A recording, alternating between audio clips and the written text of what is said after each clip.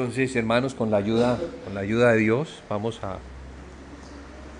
continuar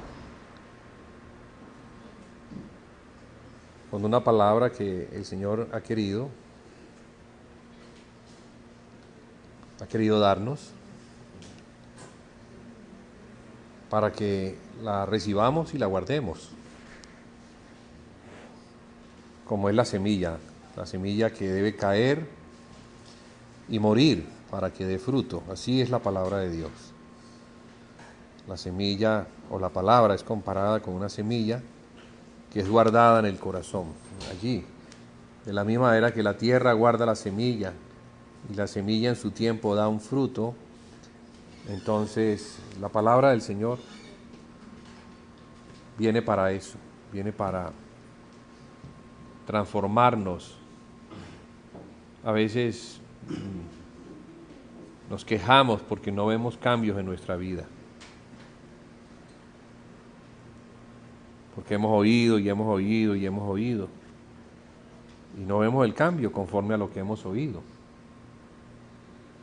Pero asimismo, como cuando sembramos no vamos a ver fruto al día siguiente, ni al mes siguiente, y a veces ni siquiera al año siguiente,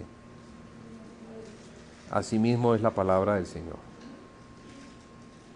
El Señor ha dejado en la naturaleza para que aprendamos. En las parábolas Él comparaba el reino de los cielos, lo comparaba con un sembrador que sembraba la semilla. Y esta semilla a veces no da fruto porque se enreda, porque no cae en tierra buena, o porque cae en pedregales. Y aunque cayera en tierra buena, se va a demorar en que dé fruto. Entonces, por eso el Señor manda a guardar la palabra. Nosotros no tenemos que ser oidores olvidadizos, sino oidores que atesoran la palabra como si fueran perlas preciosas. Porque Satanás anda por allí también mirando de qué forma podemos perder la perla que el Señor nos ha dado. De modo que el no estar atentos, el no meditar en esa palabra que el Señor nos da, meditarla, va a hacer que aunque la hayamos recibido muchas veces, no vaya a producir en nosotros el efecto o el fruto. Es un fruto de vida, porque es el árbol de la vida. Estamos sembrando palabras de vida y de vida eterna. No es una vida temporal que muere, como la que podemos oír del hombre, que muere. No, esta es la palabra del Dios eterno, ¿sí? Proviene de su boca y es para nuestra vida. No solamente nuestra vida aquí mientras que estamos en este cuerpo, nos va a ayudar a vivir mejor, a levantarnos en la fe, en la confianza al Señor Jesucristo, que es el que nos da la palabra, porque Jesús es el verbo de Dios. Entonces, hermanos, la palabra de Dios tiene el propósito de llevarnos a la vida, a su vida manifiesta en la experiencia del cuerpo de Cristo. Y de eso es que hemos estado compartiendo cada sábado. Y hemos tomado la epístola a los Efesios para que ella nos hable, para que nos muestre esos aspectos concernientes a la iglesia. Que la iglesia es el cuerpo de Cristo.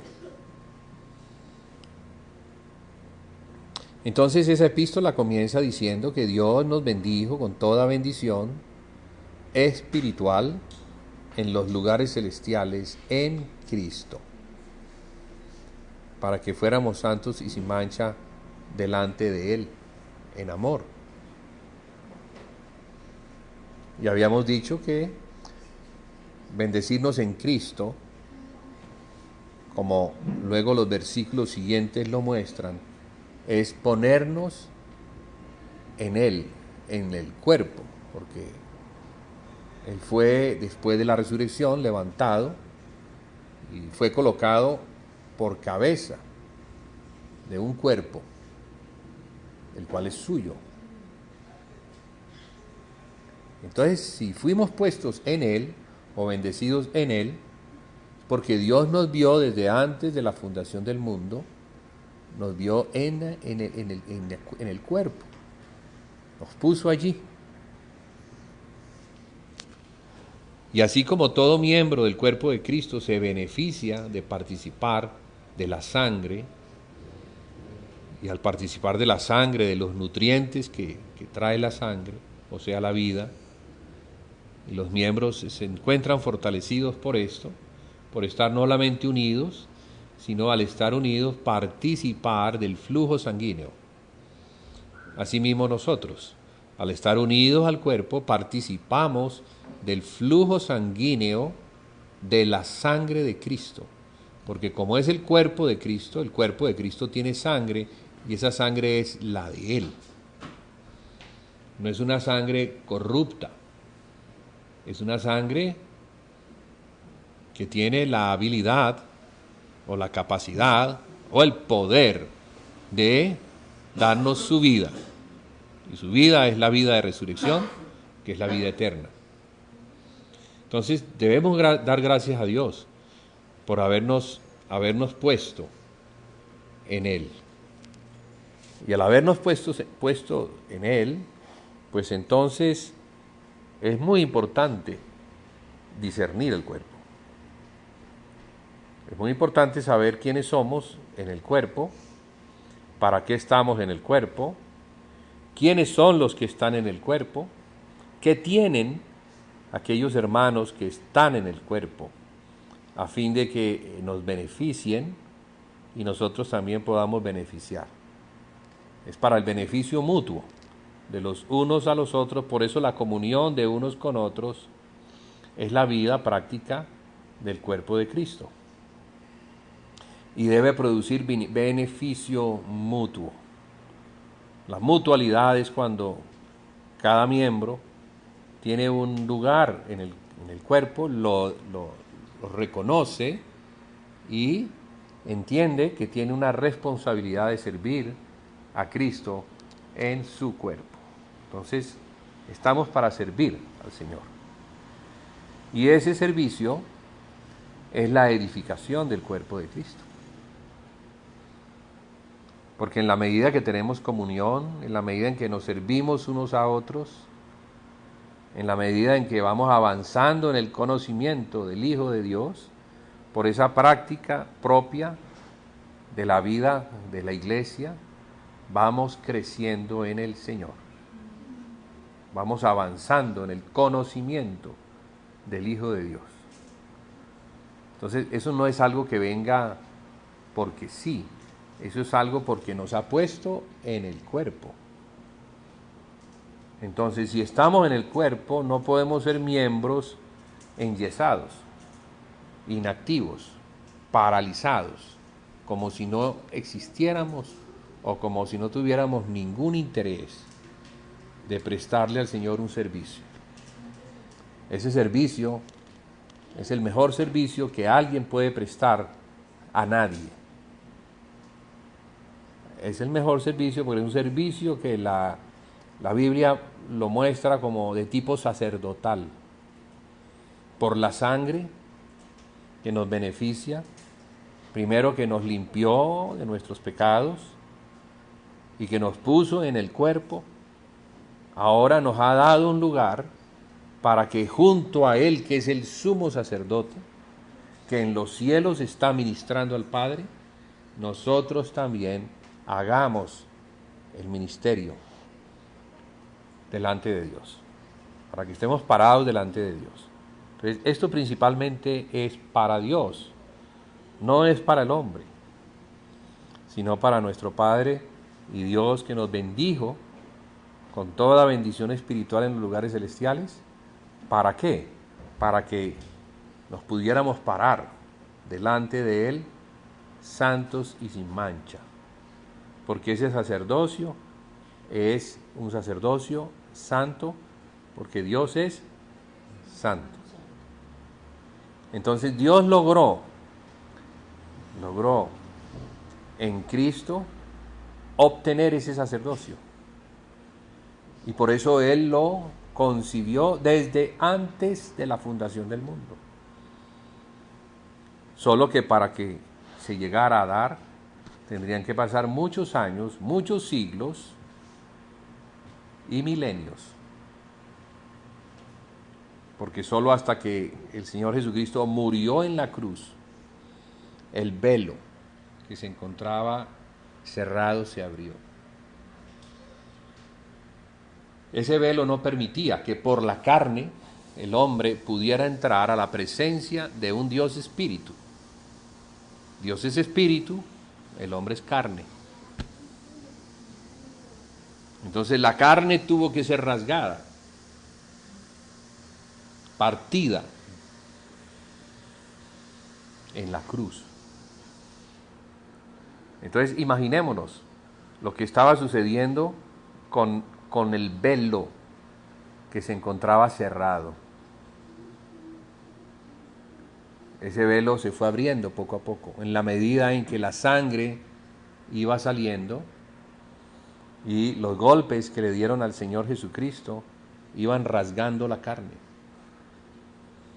Entonces, eso que hicieron con Él tenía un propósito. Ese dolor esa agonía, ese martirio, tenía un propósito, y Jesús lo conocía. Era llevarnos a Dios. Era permitir que lo que se encontraba cerrado se abriera, para que nosotros tuviésemos entrada a través del velo a la presencia de Dios. Lo que cantábamos ahora. Y la mayoría de las canciones que hemos cantado nos muestran eso, nos recuerdan. Porque hoy venimos a eso, hoy venimos a tener memoria nuevamente de la muerte del Señor Jesús.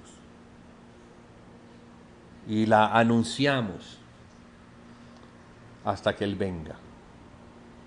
Porque hasta que Él venga, este asunto del velo rasgado se va haciendo cada vez más, nos permite participar de una mejor manera de ese sacerdocio celestial. Porque en nosotros también hay ese aspecto de la carne.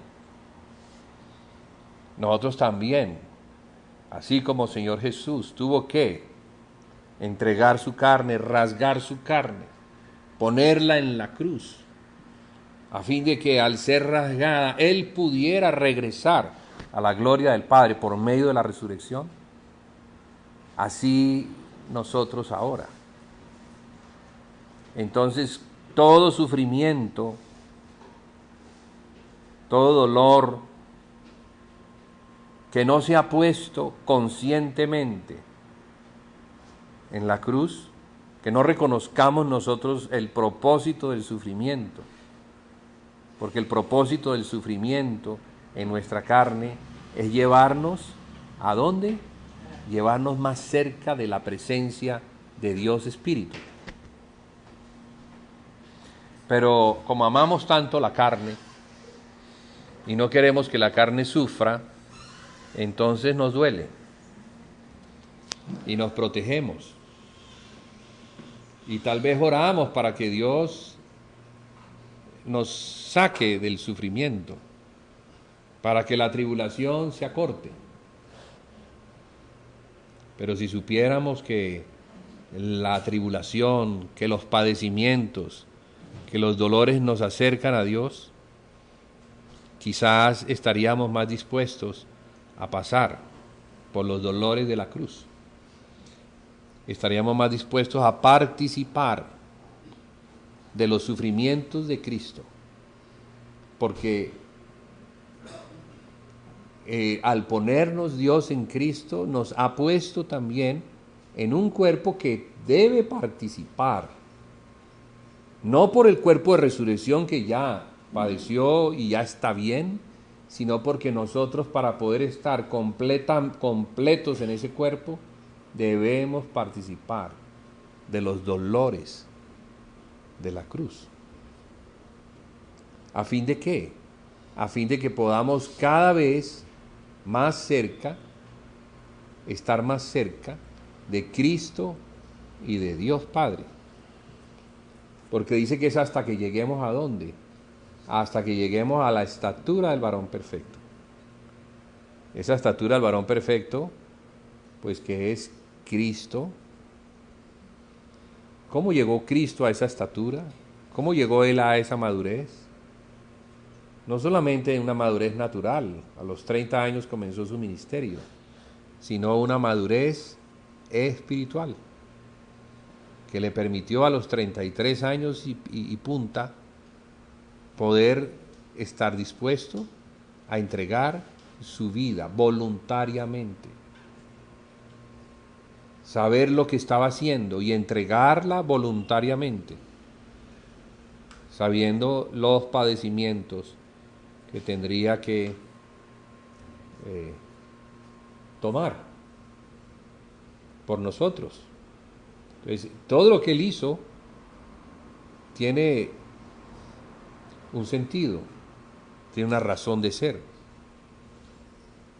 Y la razón de ser la encontramos en que la carne no puede heredar el reino de los cielos.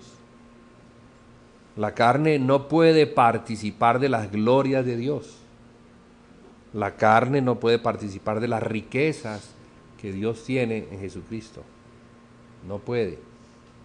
La carne tiene que menguar.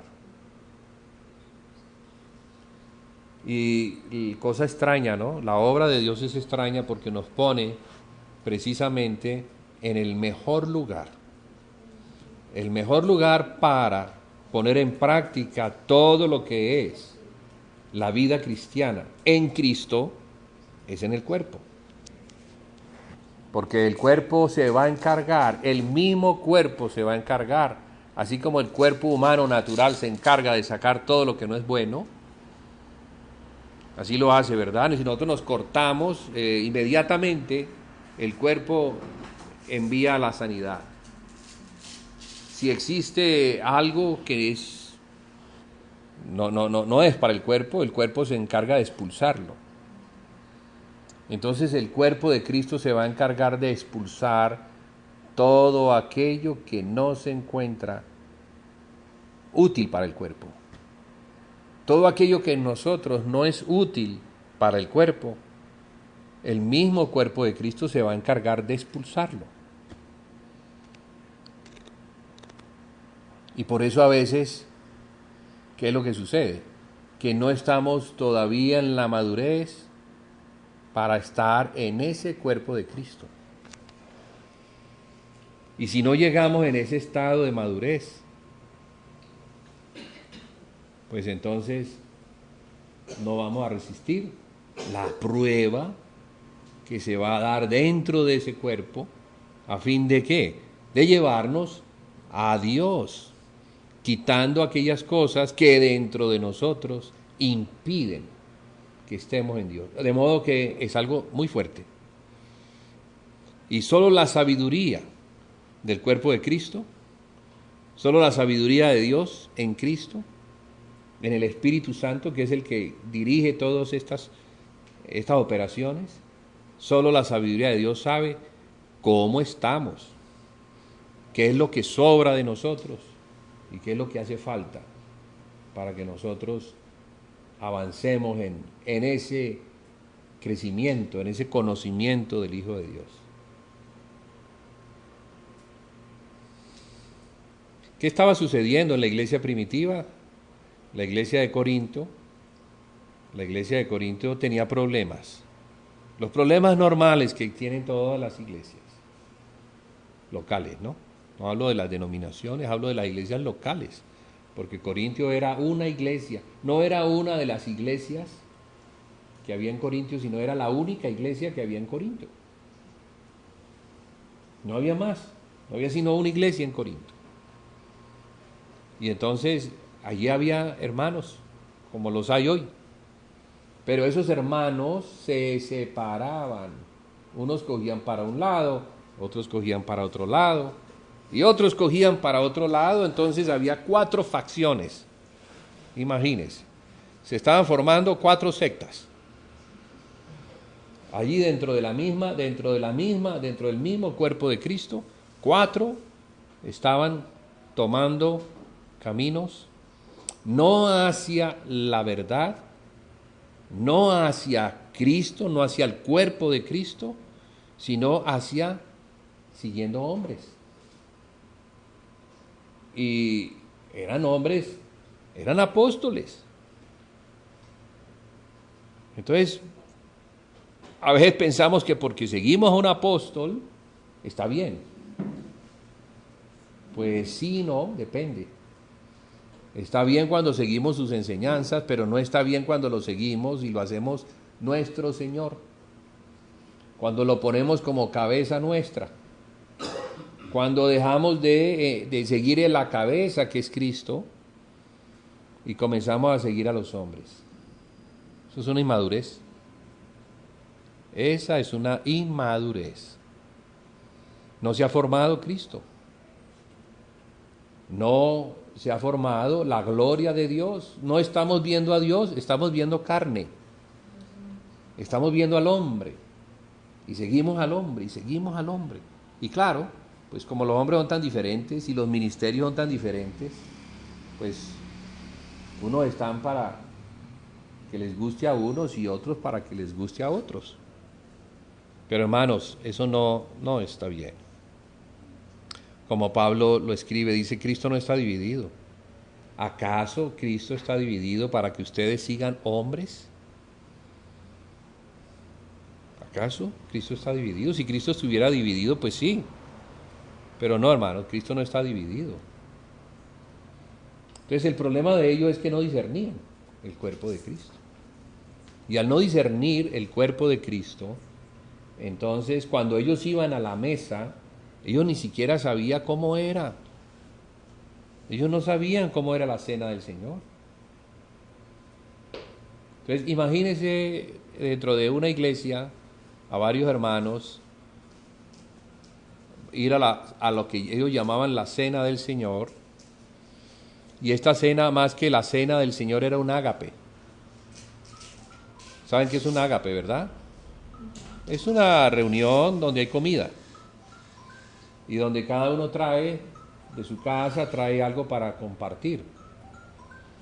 Entonces hay varias mesas, o una mesa donde están todos la comida que se quiere compartir. Llegan los hermanos y se sirven y van a sus mesas.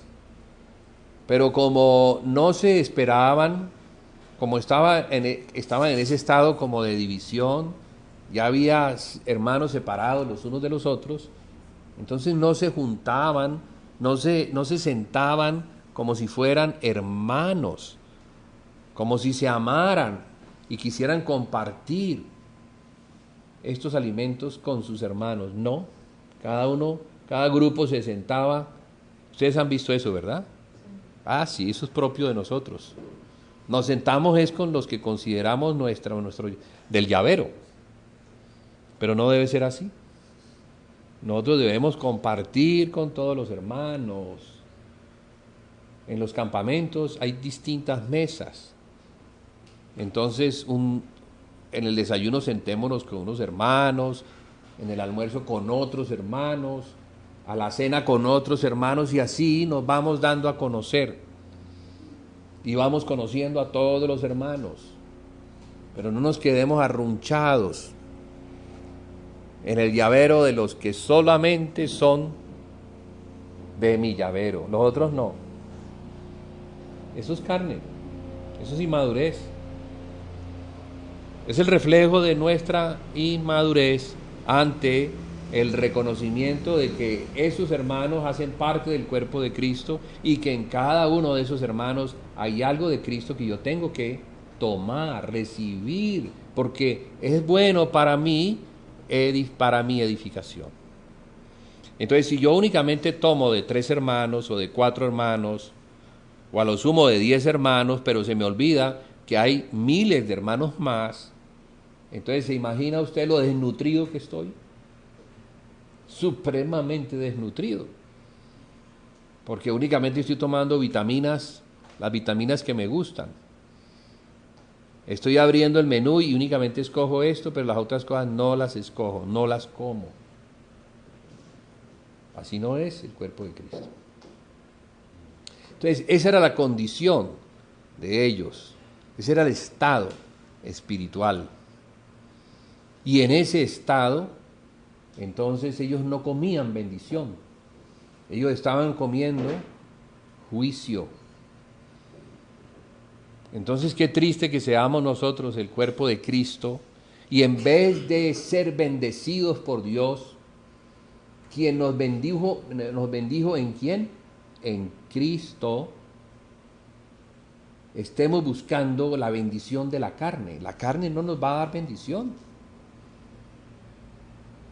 Lo único que nos bendice es lo que procede del Espíritu. Es lo que procede del Espíritu. Lo que del Espíritu hay en cada hermano y que Cristo lo puede entregar, eso es lo que me bendice. Entonces yo tengo que ver a cada hermano como un miembro que tiene algo de Cristo que yo necesito. Y los hermanos también tienen que verme a mí como un miembro que tiene algo de Cristo que ellos necesitan. De esa forma sí podemos crecer. De esa manera se cumple lo que está escrito en el verso 16 de la carta a los Efesios del capítulo 4. Siguiendo la verdad en amor, crecemos hasta la cabeza, la cual es Cristo. ¿Pero de qué forma? Unidos y concertados por medio de las coyunturas que se ayudan mutuamente para ser edificados en amor. Entonces, el cuerpo de Cristo, miembros que están unidos por coyunturas que son del Espíritu, y que en esa unidad y en ese compartir nos vamos edificando. Y a veces en esa edificación las cosas que sobran van a salir. Entonces es complicado, porque es el roce que se va a dar. Y aquellas cosas propias de la carne se tienen que manifestar, tarde que temprano se van a manifestar y tienen que abandonar ese lugar. ¿Por qué? Porque estamos avanzando y eso se puede convertir en una barrera para nuestro crecimiento. Amén. Se convierte en una barrera para nuestro crecimiento, porque vamos a quedar estancados si decimos no, yo no quiero avanzar, yo no quiero quitar este aspecto de mi carne que se está viendo reflejado. Entonces, cuando nos acercamos al Señor en el cuerpo de Cristo, vamos viendo como en un espejo, ¿qué? La gloria del Señor. En ese espejo vemos la gloria del Señor. ¿Y qué es lo que hace la gloria del Señor? La gloria del Señor es una luz que alumbra mi condición. ¿Y la alumbra para qué? Para sacarme de ese escondite en el que yo me encuentro. Porque es que estamos escondidos. Nosotros, como Adán se escondió y somos hijos de alguien que se escondió, hacemos lo mismo. Nuestras condiciones están escondidas. Entonces, poco a poco ellas van a salir a la luz. Entonces, hermanos, yo digo esto porque prepárense. Cuando llegue el momento de lo difícil, acordémonos. Por allí alguien dijo eso. Entonces, esas palabras, si yo las recuerdo, esas palabras me pueden a ayudar a resolver el problema. Pedro iba a negar al Señor. Si el Señor no le advierte, ¿qué hubiera sucedido con Pedro? El Señor sabía que Pedro lo iba a negar. Y por eso el Señor le dice: Pedro, tú no eres capaz de dar tu alma por mí. Es más, antes de que cante el gallo, 3 veces me vas a negar.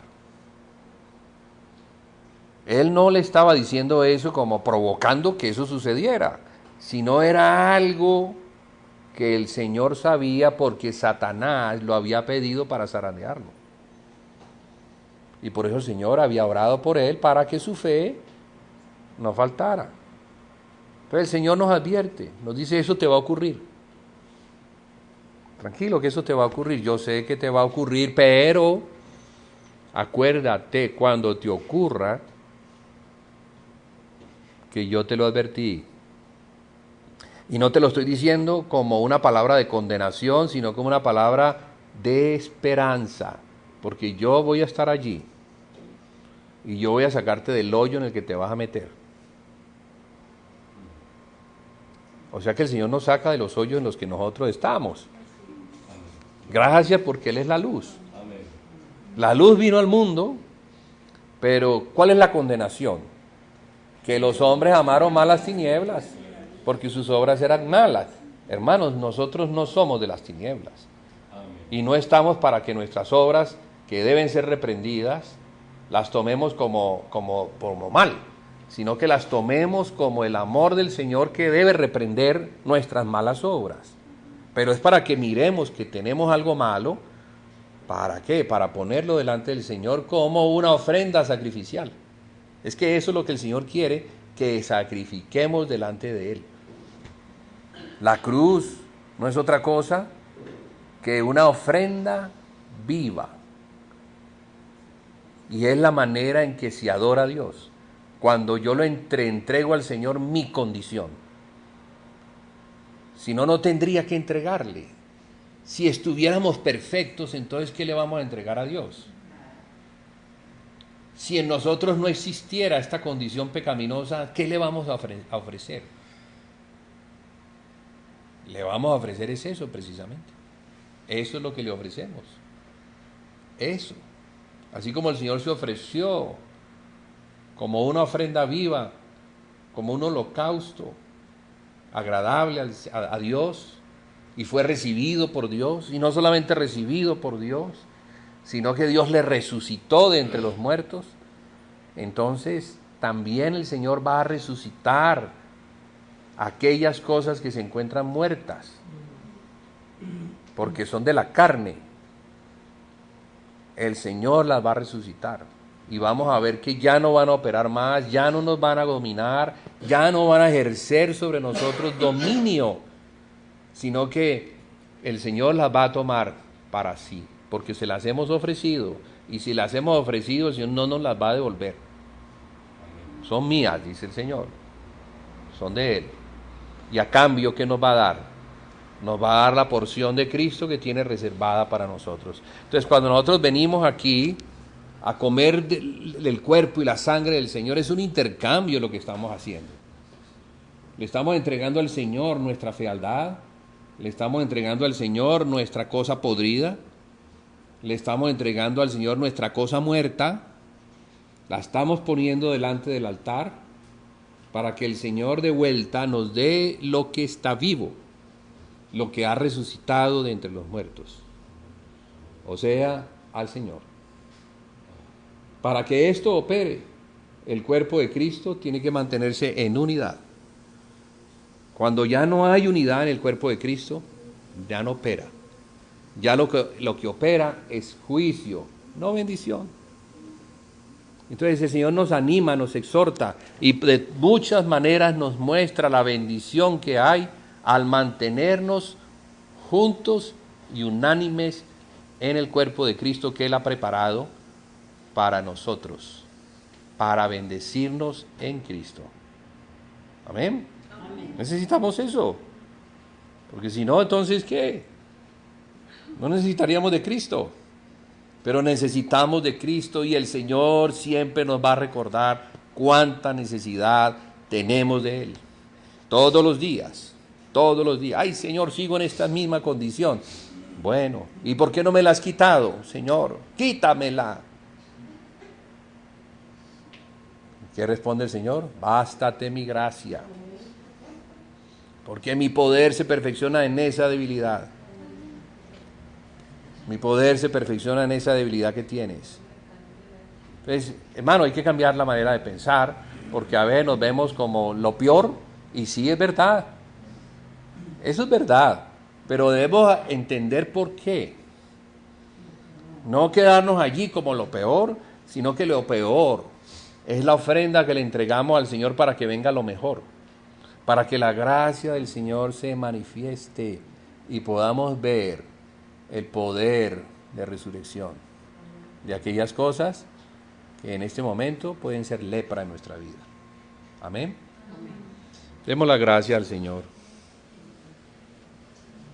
Bendigamos su palabra, bendigamos el poder, el amor tan grande y su inteligencia tan maravillosa. ¿Quién la puede comprender?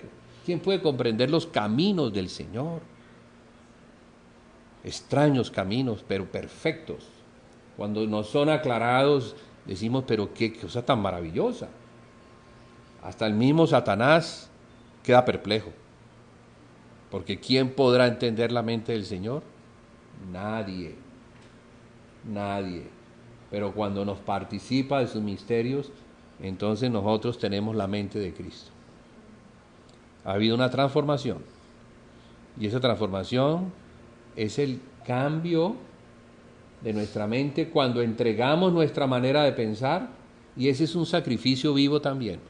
Ese es un culto racional, es la manera como nosotros ofrecemos al Señor maneras de pensar a cambio de la manera de pensar que es justa, que es celestial y que tiene vida, porque tiene poder para resucitarnos en nuestros pensamientos y paradigmas que nos gobiernan. Señor, te damos gracias. Bendice, Señor, esta palabra y este momento, esta cercanía que vamos a tener al comer el pan y a beber la copa. Señor, que sea para nuestra bendición y no para nuestro juicio o condenación. Bendice aquellas áreas, Señor, que se encuentran muertas o aquellas que se encuentran para morir. Hoy, Señor, al reconocerlas delante de tu presencia, te las entregamos como ofrenda sacrificial nuestra. No queremos tenerlas más queremos tener la vida de resurrección del Señor Jesús. Señor, que tengamos la mente de Cristo, libre de una conciencia que le acusa, más bien en una libertad completa, porque la sangre de Jesús nos ha limpiado. Y esto lo oramos en el nombre de tu Hijo Jesucristo. Amén y amén.